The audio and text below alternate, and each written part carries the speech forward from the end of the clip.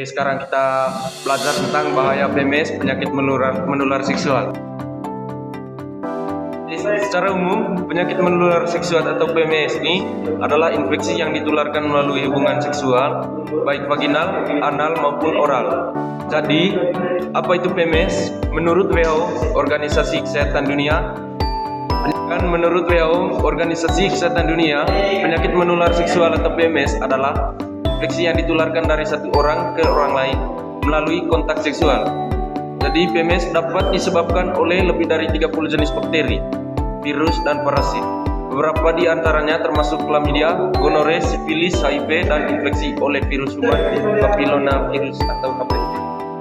Saya akan membahas pada bagian gejala pada PMS atau penyakit menular seksual. Yang pertama itu luka atau benjolan pada alat kelamin, area mulut atau dubur. Yang kedua, luka atau terbakar saat buang air kecil. Yang ketiga itu keluarnya cairan. Yang ketiga, keluarnya cairan dari penis. Yang keempat itu keputihan yang tidak biasa atau berbau. Yang keempat itu pendarahan vagina yang tidak biasa. Yang kelima itu nyeri saat berhubungan seks. Yang keenam itu kelenjar getah bening yang nyeri dan bengkak, terutama di bagian selengkangan. Yang ketujuh itu nyeri perut bagian bawah. Yang kedelapan demam. Yang kesembilan itu ruam pada badan, tangan atau kaki. Selanjutnya saya akan bahas pada bagian gejala pada PMS. Yang pertama, luka atau benjolan pada alat kelamin, area mulut dan dubur. Yang kedua, luka atau terbakar saat buang air kecil. Yang ketiga, keluarnya cairan dari penis. Yang keempat, keputihan yang tidak biasa atau berbau. Yang kelima itu pendarahan vagina yang tidak biasa. Selanjutnya, nyeri saat berhubungan seks, kelenjar getah bening yang nyeri dan bengkak terutama pada bagian selengkangan, nyeri perut bagian bawah, demam, dan ruam pada badan, tangan, atau kaki. Selanjutnya, faktor resiko pada PMS. Siapapun yang aktif secara seksual berisiko tertular atau menyebabkan PMS. Faktor yang dapat meningkatkan resiko tertular infeksi menular seksual yaitu yang pertama, melakukan hubungan seks tanpa pengaman atau hubungan seks vagina atau anal dengan pasangan yang terinfeksi dan tidak menggunakan kondom atau alat pengaman sangat meningkatkan resiko tertular penyakit menular seksual.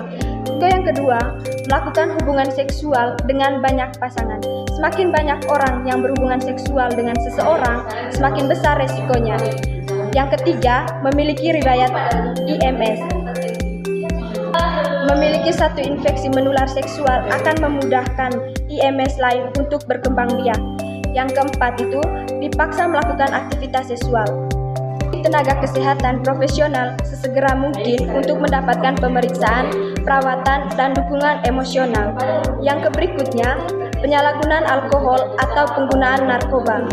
Penyalahgunaan zat dapat menghambat penilaian seseorang sehingga seseorang lebih cenderung mengambil bagian dalam perilaku beresiko. Yang berikutnya, menyuntikkan narkoba dapat menyebarkan banyak infeksi virus. Sebagai jarum suntik, saat menyuntikkan narkoba dapat menyebarkan banyak infeksi virus. Contohnya adalah HIV, hepatitis B, dan hepatitis C. Faktor yang terakhir adalah penularan dari ibu ke bayi. Selama kehamilan atau persalinan, beberapa infeksi menular seksual dapat ditularkan dari ibu ke bayi, misalnya gonorer, chlamydia, HIV, dan sifilis. IMS pada bayi dapat menyebabkan masalah serius atau bahkan kematian. Semua wanita hamil harus menjalani pemeriksaan untuk mengetahui adanya infeksi IMS adalah komplikasi dari PMS.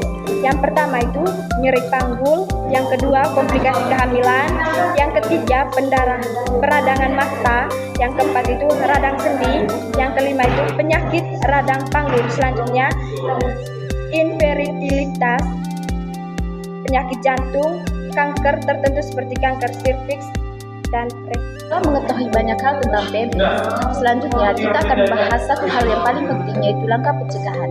Karena seperti yang banyak kita ketahui, bahwa mencegah lebih baik daripada mengobati. Ada banyak cara yang dapat dilakukan untuk menghindari atau menurunkan risiko terkena PMS. Yang pertama adalah hindari seks atau aktivitas seksual. Cara yang paling efektif untuk menghindari risiko PMS adalah dengan menghindari aktivitas seksual. Langkah pencegahan yang kedua adalah tetaplah bersama satu pasangan yang tidak terinfeksi. Menjalin hubungan jangka panjang di mana kedua belah pihak hanya berhubungan seks dengan satu sama lain dan tidak ada pasangan yang terinfeksi dapat menjadi salah satu cara yang efektif untuk menghindari risiko terkena PMS. Yang ketiga adalah tunggu dan lakukan tes. Hindari hubungan seks vagina dan anal atau aktivitas seksual lainnya dengan pasangan baru sampai kedua pasangan tersebut telah menjalani tes infeksi menular seksual. Seks oral mungkin kurang beresiko, namun infeksi menular seksual masih dapat menyebar jika seseorang tidak menggunakan kondom atau dental. Penghalang ini mencegah kontak kulit ke kulit antara selaput lendir mulut dan juga kelamin. Cara yang keempat adalah dapatkan vaksinasi. Memulai vaksinasi sebelum berhubungan seksual dapat mencegah beberapa jenis infeksi menular seksual.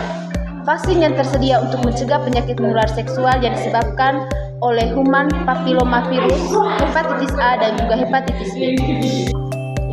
Langkah berikutnya adalah menggunakan kondom dan dental secara konsisten dan benar.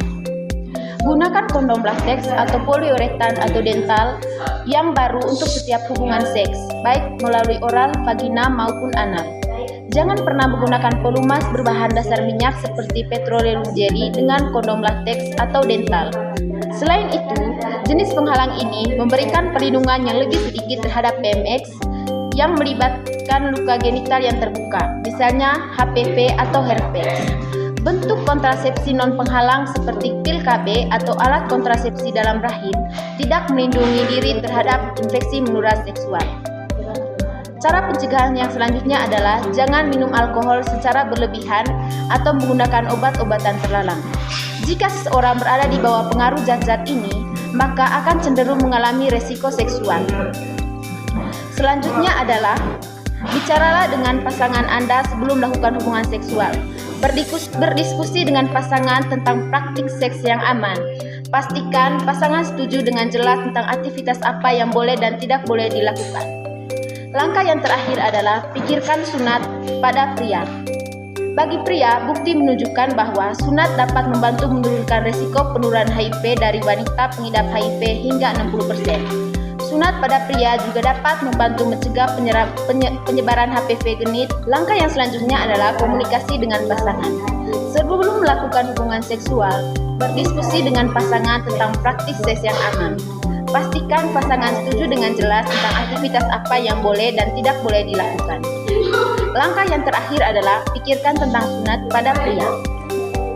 Bagi pria, bukti menunjukkan bahwa sunat dapat membantu menurunkan risiko penularan HIV dari wanita pengidap HIV hingga 60%. Sunat pada pria juga dapat mencegah dan dapat membantu penyebaran HPV genital dan juga herpes genital. Jadi, dapat disimpulkan, PMS adalah penyakit yang disebabkan oleh infeksi menular seksual atau IPMS. Penyakit ini menyebar terutama melalui hubungan seksual. IMS disebabkan oleh bakteri, virus, ataupun parasit. Infeksi menular seksual dapat menular dari orang ke orang melalui darah, udara, mani, atau cairan vagina dan cairan tubuh lainnya. Terima kasih.